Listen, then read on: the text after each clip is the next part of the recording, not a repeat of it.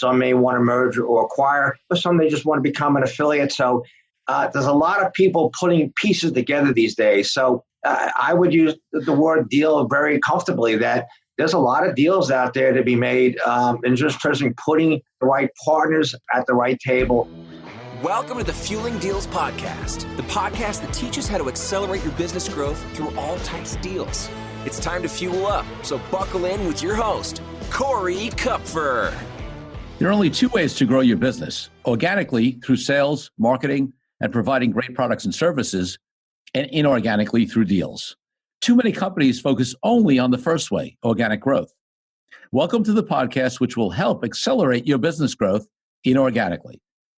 My guests are a huge variety of deal makers and experts on all types of deals who have personal experience that can help you grow, get clear, learn best practices, and avoid mistakes. We discuss everything from large, complex mergers and acquisitions to smaller deals that you can do even without significant capital. My guest today is Dennis Miller. He is the founder and president of the nonprofit search group and the Board and Leadership Institute. Dennis is a nationally recognized leadership coach and executive search consultant with more than 35 years of experience working with nonprofit board leadership and chief executives. Dennis is also an expert in board governance, leadership development, philanthropy, and succession planning. In addition, he's a sought-after motivational speaker, retreat facilitator, and nonprofit leadership coach. Dennis has experience working with hundreds of nonprofit organizations, has provided him with the knowledge and insights to understand the competencies required of today's nonprofit leadership. I also know it's not right in his bio here, but Dennis is also the author of 5 books. Just an amazing guy. Dennis, I'm so thrilled to have you on the show. Well, Corey, I'm happy to be with you. Well, that's great. So I'm excited because, a lot of the people I have on the show are either entrepreneurs or C-level executives or people who, are in the deal space in various ways, whether they're consultants or investment bankers, et cetera. So I'm really interested in talking to you about deals in the nonprofit space. But before we go there, I want to take you back. And before way back when you were growing up as a little kid, what did you want to be? Because my guess is, and I could be wrong, it probably wasn't a nonprofit consultant and trainer. Yeah, I didn't know that such a thing existed. Actually, when I was in high school, it had in my yearbook that I was going to coach a college football team to the Rose Bowl. So I would have said I thought myself as a football coach. And it didn't happen, but that's kind of where I was back in high school. I didn't have any other significant ambition at the time, but I thought I would be coaching a team at a Rose Bowl. I love it. And however you define this, what was the first real business that you started or were involved in? Well, my company was started 15 years ago. And before that, I had a 25-year career as a healthcare executive, worked my way up from finance to running 2 major medical centers, and I was a corporate executive in between. But my own company was started 15 years ago. And just kind of a quick story, Corey. I had, wanted to do something differently. A few close friends of mine said, Dennis, you should have your own business. I had the financial means back then to do it. So I was looking forward to something new. I wasn't sure what it was. And then one day, someone from the Regional American Cancer Society asked me, well, how did you build your board? And how did you raise all that money? And how did you build your brand? A lot of how do you do this? And I just went out in the parking lot, this light bulb goes off, and that's what I'm going to do. I'm going to be this advisor. And it's, I had to start because people thought I just knew big organizations, but I just told people it was just zeros. And I just started little by little and grew into the company I have today about, 15 years later. Pretty exciting. All right, so give us a couple of minutes on what your company, you have 2 major things that you do. Give our audience a couple of minutes on what those are. Yeah, two things. The nonprofit search group, we do executive recruitment for presidents, CEOs, executive directors of nonprofit organizations. Could be a behavioral health care organization, could be an educational facility, could be a foundation. We've done a lot of work with Make-A-Wish, Suji Cone for the Cure, things like that. And we'll do recruitment for a C-suite person, so someone who's reporting obviously to the president, CEO. That's that business. And what led us into that business is my Board and Leadership Institute, because my clients, Corey, sort of tell me, the way I describe how they described me was, you're my coach. And so having been a board chair and been on numerous boards, and, I was first a chief executive at the age of 37. I was very fortunate. Didn't realize how young I was until I turned my age last week in a birthday party. I was a young guy. And so I've had a long track record of being a CEO. And so it just became natural just to give people my experience. And so I provide a lot of board and CEO, executive level support, retreat facilitation, help them achieve their strategic vision, maybe help them facilitate that vision, but do a lot of work with their board, make them high performance driven, both at the board level, the organizational level, C-level, suite people. So it's about how do they have a bigger impact in their community, whether their community is international, national, or state, or just local level. All right, so let's address something directly on that. Some of our listeners might be sitting there saying now, "Hey, Corey, you have a deal podcast about deals that helps grow businesses, and you got this guy on who's in the nonprofit field. What does it have to do with deals?" And I think a lot of people may not realize that there are plenty of deals that go on in the nonprofit space. So would you give us an idea of the types of deals that you see and advise your clients on in the space? Absolutely. Yeah. I mean, as a matter of fact, I won't say the name of the organization, but I'm working with one right now, and I've had lunch with another one today, which is had an organization that's very large, just short of $100 million operation in the Northeast that both their CEO was retiring, but had a series of financial problems or financial struggles, and was looking for a CEO. And we actually recommended that I think they'd be better off before they recruit a CEO to consider be part of a merger or a affiliation of another organization that was financially stronger.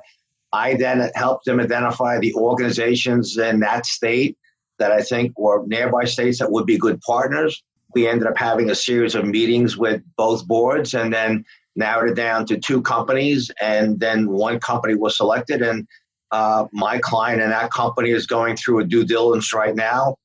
Expect to announce probably in a month or less this affiliation. This will make both organizations stronger, become a larger organization.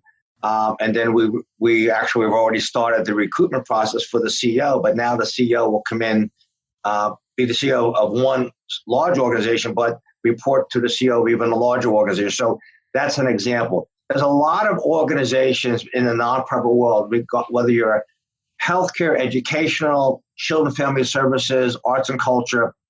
Today, the idea of collaborating with others, not trying to do it all alone yourself, not focused solely on the size of your budgets and control and your ego, but how to provide services to those you serve. So collaboration requires deals, whether you're going to become, here's an example. So I work for a very large, well-known Hispanic organization, a large Hispanic community that wanted to have a health education program. They had the clients, but they didn't have the healthcare experts. We went to the nearby University Medical Center. I helped them become an affiliate of this organization. The university's medical center's staff ended up providing the healthcare education workshops, and it kind of became a collaboration. So there's a lot of those deals. Today at lunch, me with a CEO and another executive from a company that has a good reputation, but it's maybe a smaller player in the state compared to what they want. We talk about how to create a strategic program to seek other organizations that they want to collaborate, so programs become stronger.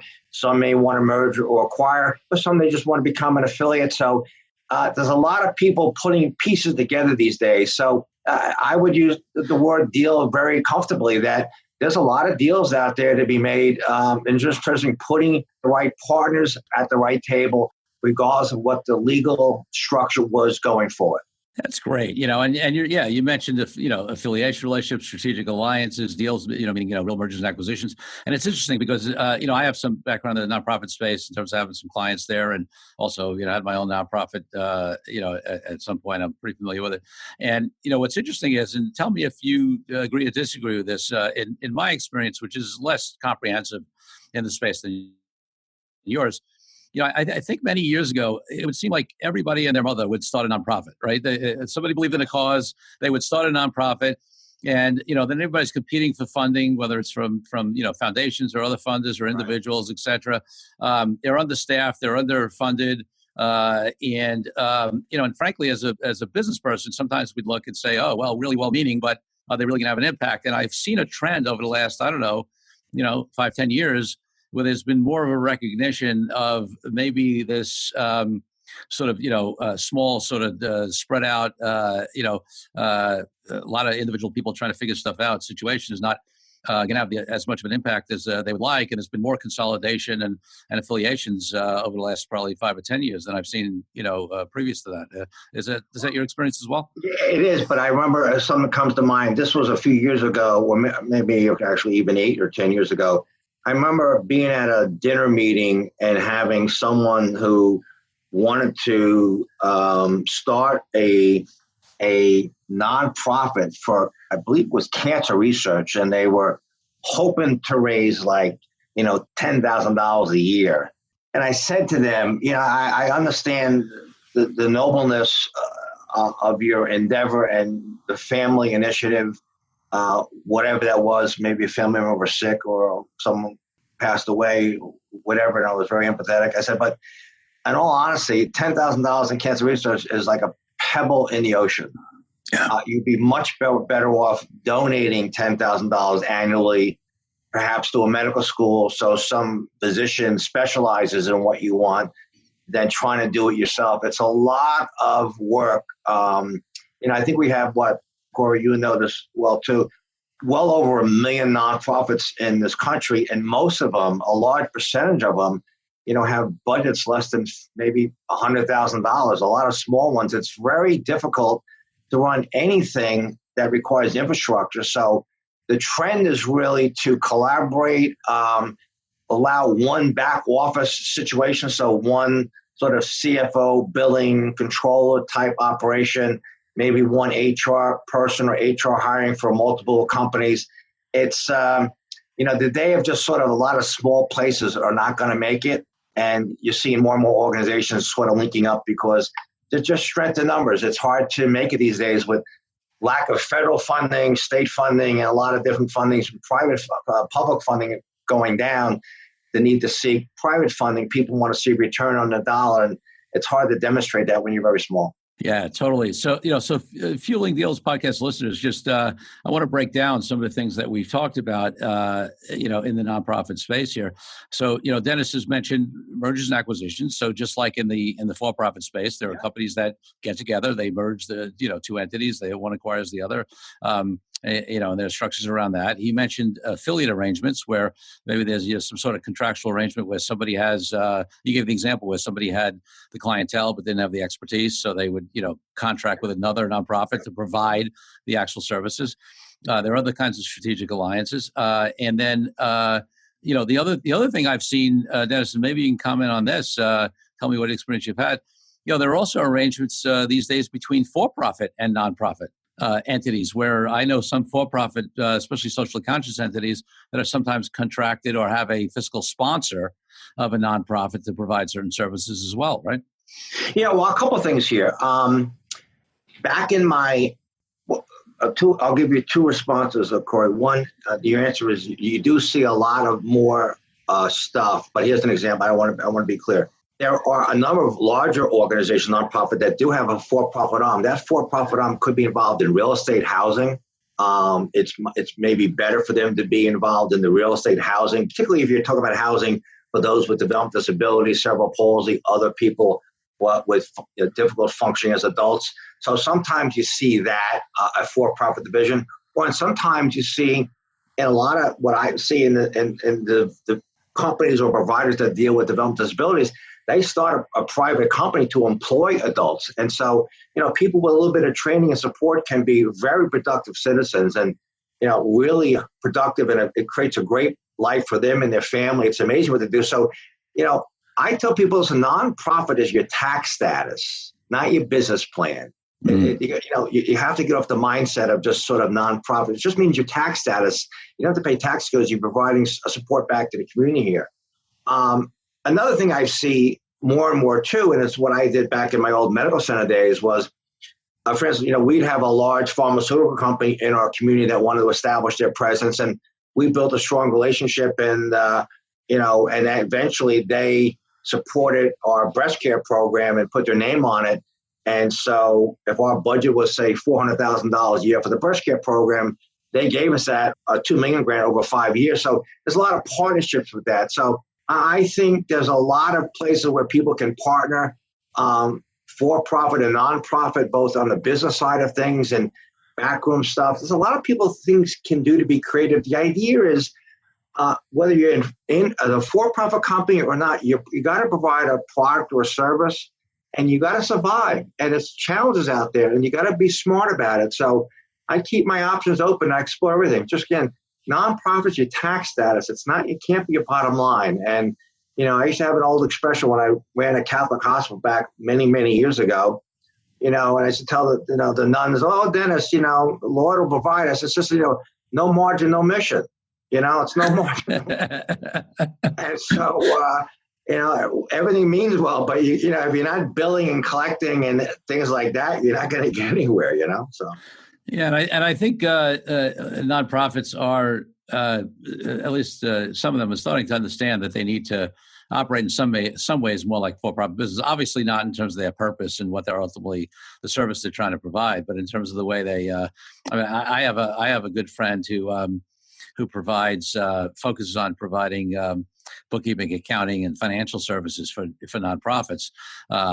He has said that, often, and listen, it's a lot of small businesses have their books are a mess as well. But with nonprofits, when you're dealing with other people's money, it's even more crucial to be on your game in that regard. And I think the industry's getting better, but for a while there. How I didn't mean to interrupt, but how everything, there are stereotypes, right? There's the my mother's side of the family, Irish, are the stereotypes of the Irish drinkers and blah blah blah.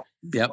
There is a stereotype for nonprofit. You hear the word nonprofit mentality. And in the first book I wrote called The Guide to Achieving New Heights, the 4 pillars of successful nonprofit leadership, the fourth pillar was being business minded. Yeah. And I said to people, you've got to grow your way to success. You can't cut your way to success. You can't, just be a cost cutter. You got to be a revenue grower. And to do that, you got to be smart. It takes business skills.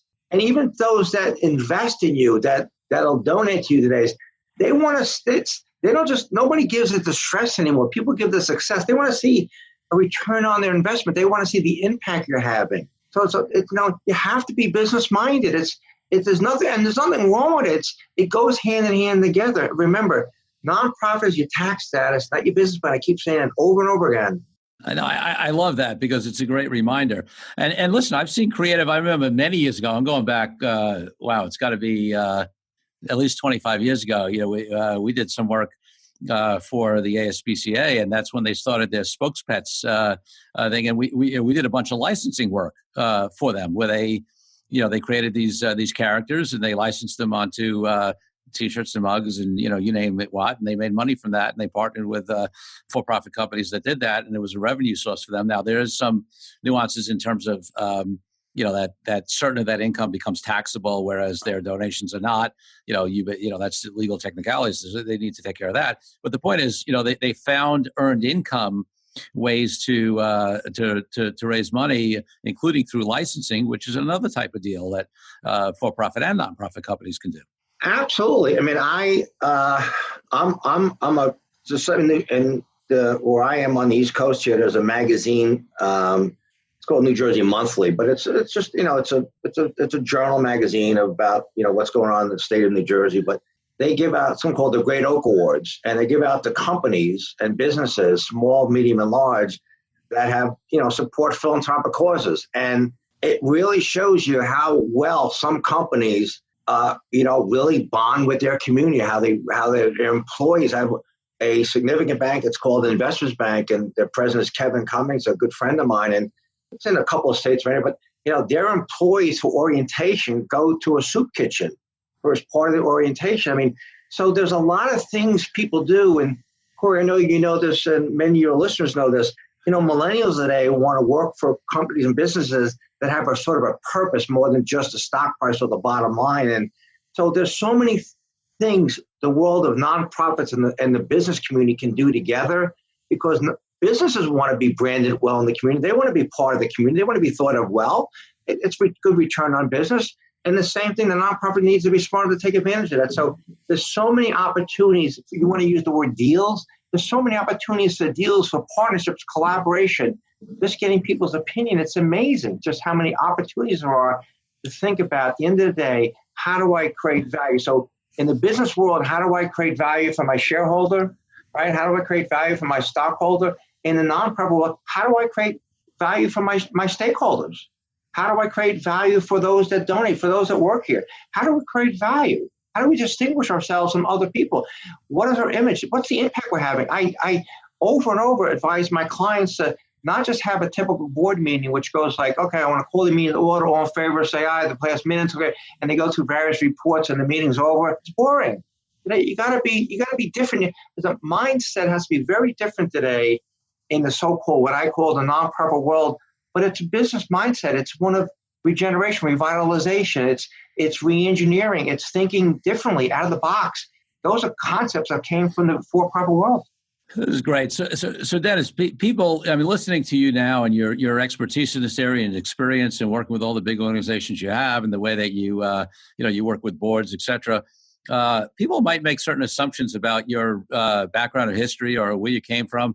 And I'd love you to maybe give us some more background on your journey, because it's an interesting one. I know you talk about it. I know it's referenced in some of your books, but I'd love my listeners to hear more about Dennis Miller before he was a high level recruiter and consultant and advisor in the nonprofit space.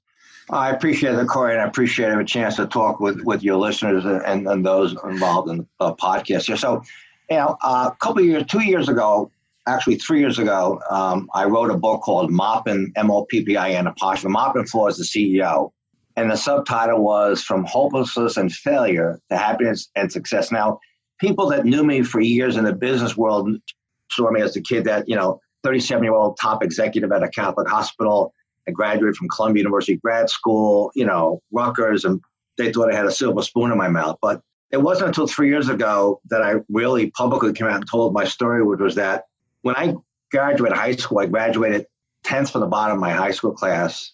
I didn't get into any college. I got rejected by every school. Though I was a varsity football player, I had to lead the play. It was kind of like the class clown.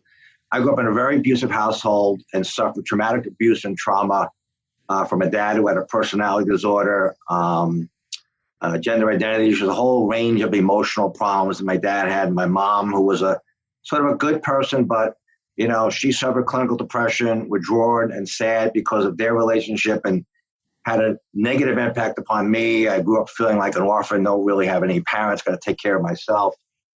I didn't get any college, it was embarrassing. Went to county college, and by the time I got through county college as a business major, but there was a lot of, as you imagine, the upheaval back in the late 60s, Vietnam War and all the stuff going on in the country.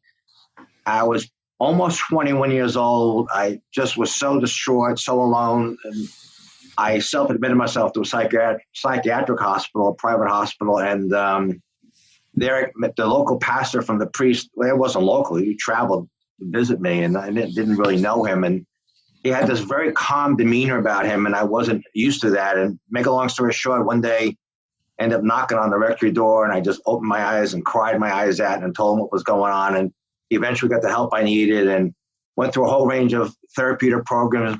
I was getting on my feet. By the time I was 24 years old, my dad had a bad day, threw me out of the house. I lived on the street, got a room in the YMCA, got a room in the boarding house, and I answered an ad for a houseman job at the Ramada Inn in Edison. I thought that was like Jackie Gleason coming in with the gold trim, clearing the luggage in and the baggage in and getting tips, and it was basically cleaning the bathrooms. And I did it for a year. And then I realized, Dennis, all your dreams of wanting a good life, you got to go to school, you got to get an education. Then how am I going to get an education? I didn't get into any college. I wrote every college in my state a letter. I chose to go to Rutgers. I graduated tops of my class in 2 years, went on to Columbia, spent a lot of time in a therapeutic environment to deal with my emotional trauma. I've been married for 38 years, have 2 successful kids, a grandson, good business and a career and good life. And I just had perseverance, determination, Corey, and I've had a lot of support, particularly from my wife, but from professional people.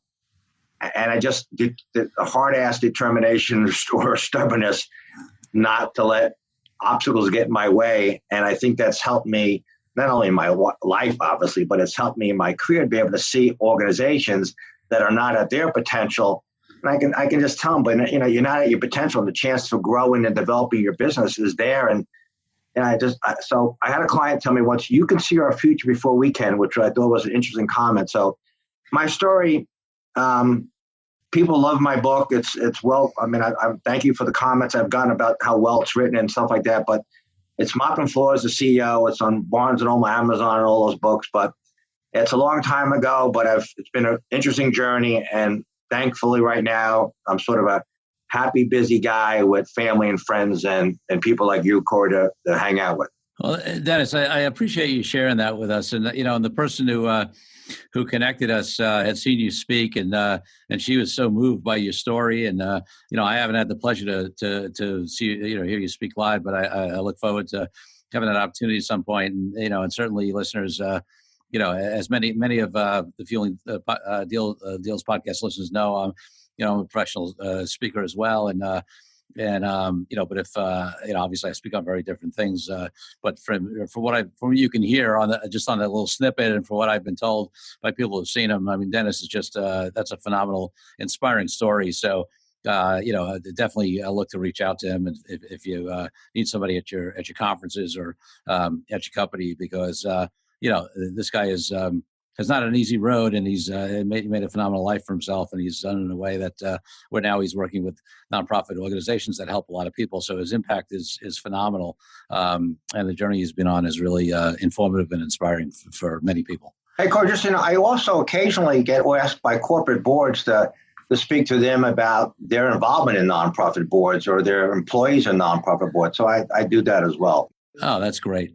So Dennis, listen. So while we're at it, I mean, you mentioned that book, and one of the other books. I know you have 5 of them, and just so in general, whatever you want to. I know people are going to want to reach out to you and hear more. And so, what's the best way to find out more about you? My website is Dennis with 2 N's, Dennis C as in Charles, DennisCMiller.com. If you don't put the C in, you get either the guy on Bill O'Reilly or HBO Live, where you get a furniture store in New York City. DennisCMiller.com. My email is simple. It's just Dennis@DennisCMiller.com. My office number is easy. It's 973-784-3693. I work with both large and small organizations. It's not all large. I work with organizations of all sizes. It depends upon what your mission is and where you're at, and decide that we're going to help you out. Our fees are more than reasonable, and we work around the country. So I've worked in every state, and California, Florida, New Jersey, a lot of the East Coast. But I'll be in Nashville in 2 weeks, and California in another 4 weeks, and Chicago and New England, any place, Texas. So I'm around quite a bit, and I would be happy to have people reach out. Man, Corey, just as a favor to you too. So if your listeners do have a question, I'm happy to have a courtesy conference calls. Have them just email me, Dennis@DennisCMiller.com. Say, listen, I heard you on Corey Cooper's podcast, and I have a question. I'm on a board, and I'm thinking about going, whatever it is. Feel free to reach out to me, and I'm happy to do it for you at no charge. And my books are available through my website. Or just, Google as an author on Barnes & Noble or Amazon, Dennis C. Miller. And there's 5 books. There's The Guide to Achieving New Heights, The 4 Pillars of Nonprofit Leadership. There's a book called The Nonprofit Board Therapist, which is how to unlock your organization's true potential.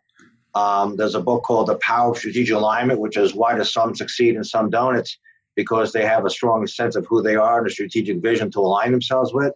I wrote a book about recruiting your next CEO, and sort of a search book for nonprofit boards, and my Mopping book. And now I'm actually, instead of writing books, Corey, I'm focused on developing a series of online interactive learning tools and programs and courses that will be coming out with sometime in the next few months in this year. Oh, that's fantastic. So, listeners, there's just so many great resources that Dennis has, and Dennis appreciates the generous offer to have people reach out if they have questions. That's really nice. And before we close here, I have one last question for you, and that is, one of my highest values is authenticity, and my listeners, people in my life know that that's really important to me. And for me, authenticity is something different than external morals or ethics or even integrity, which are all important. But it's more for me in terms of having some self-awareness and being aligned with your truth and following your purpose in life, which is a conversation that clearly from your story you've had a journey around. So I'm curious as to not only in terms of your personal journey around that, but also you mentioned the idea about nonprofits and being in community and having a certain image and brand, and in this day and age, if that's not authentic, people smell it out. So I'd love to get your take on authenticity and how it's impacted your life and what you do in business. Yeah, well, I think they go hand in hand together. And it's interesting because though I'm comfortable talking to your listeners today, Corey, I would tell you when I was president CEO of a major medical center in my state, I was not letting people know that I was going through psychoanalysis and dealing with trauma. I was still stigmatized and ashamed of, and I kind of hid my background. I was ashamed of what I had gone through. And so it really wasn't until a couple of years ago when I said, what the hell am I being ashamed of? I mean, I should be just so proud of myself. So, but I think a couple of things here. People do have a sense whether you're real or not. And I think whether you're in business and whether you're a for-profit business or a non-profit business, you got to be who you are. You got to be authentic. You got to focus on your customers, your clients, your consumers. You have to be real. And one of the things that the nonprofit world struggles with mostly more than probably anybody else is they've not been good historically at telling their story, telling about the impact they're having. They're used to talking about the programs they have and how many programs, but they don't talk about those they serve. And one of the things I recommend to every one of my clients is the more you can have someone that you have served that has benefited from your services, that has benefited from your organization, the more they can tell their story about you, the better off they are. So there's nothing more authentic than going to a gallery or someone's website and have someone, and I've seen so many of this, and it's come back with just aces, having people tell their story. It captures people's hearts, it captures people's minds, and they get it. They kind of get that connection. No differently than, a bank may give a loan, but, banks giving a loan to someone who's buying a house and creating a family, it has an impact upon the community. And the more the bank can have that person tell the story than the bank telling the story, just like in a nonprofit world, someone who's gone through, whether it's addiction or homelessness or housing or whatever it is, having them tell their story is very authentic. And I would advise that tremendously. Oh, that's great. So listen, Dennis, thank you so much for being on the show. Oh, Corey, it's my pleasure to have you, and hopefully we have a chance to talk soon. That's great. And thank you, Fueling Deals listeners, for tuning in. Remember, there's only one difference between companies that grow inorganically and those that don't. And it's unrelated to size, amount of capital, or any other factor, other than that the owners and executives of companies that do deals make a decision to do deals, and then they take action. It's time to refuel. So until next week, Corey Kupfer signing out. Thank you again for tuning in. Be sure to leave Fueling Deals a rating and review on iTunes and Google. Check out all our episodes at fuelingdeals.com to find out more resources to accelerate your business growth.